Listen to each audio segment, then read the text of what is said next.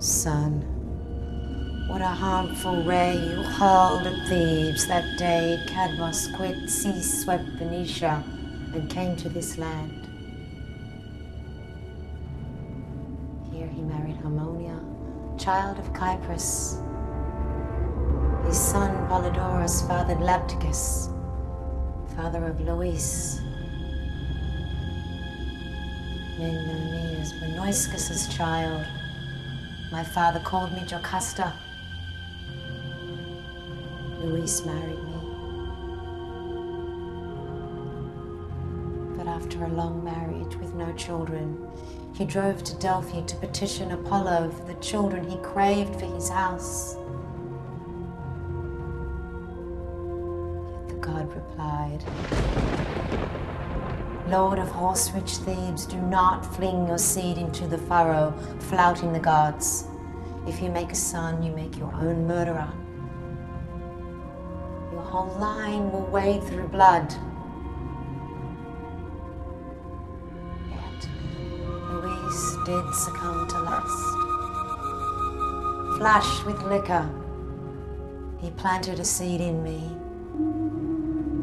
And seeing his mistake and recalling the words of the gods, he gave the child to the cowherds to discard in the meadows of Hera.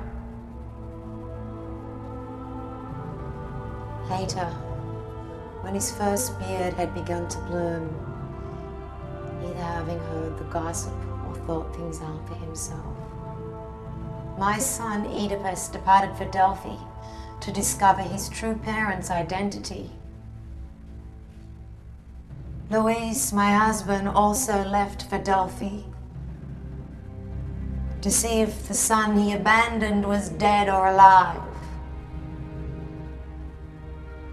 Together they reached the same spot, the fork in the road.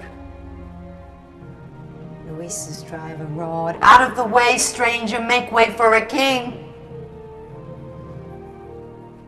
Yet Oedipus walked on, silent, proud, without a word. Yet the horses with their hooves bloodied the tendons of his feet, then followed. But why not steer straight to the point? Son killed father. Took the chariots with team back to Pelopos. Who brought him up? Later, when the Sphinx had ravaged the city with her raids, my husband had died. My brother made it known that my bed was the prize for the person who unraveled the subtle maiden's riddle. And somehow it happened that my son Oedipus understood the Sphinx's song and took the scepter of this country as his prize, and took as wife her who bore him, the miserable man. For she who bore him did not know she was sleeping with her son. And so to my child I had 4 children. 2 males, Eteocles and Polynoicus the powerful, and 2 females. One her father called Ismene, and one I called Antigone.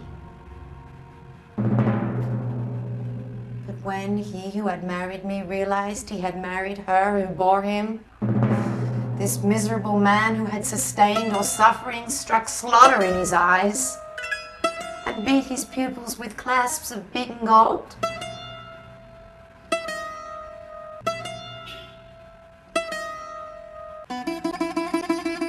Later, when his sons' cheeks were clouded with beard, they buried their father behind bolted doors, hoping that fate could be forgotten. A fate that required too much clever contrivance to explain away. Oedipus is alive, suffering in his lodgings. He curses his sons with the most unholiest curses. He prays they split their patrimony with sharp steel. They came to fearing the gods' prayers would flower. They made up their minds that Polynoicus would be the first to leave in voluntary exile, while Eteocles would stay and yield the scepter. And year by year they'd exchange rule.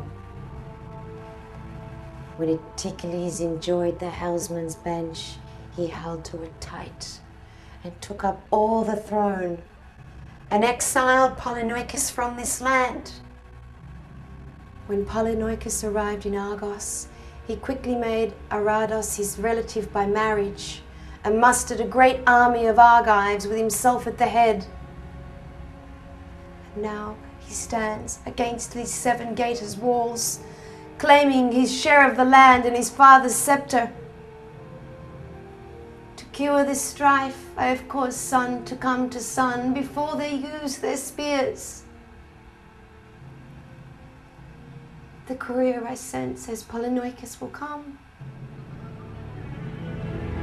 But you who sit in the shining folds of sky, Zeus, save us!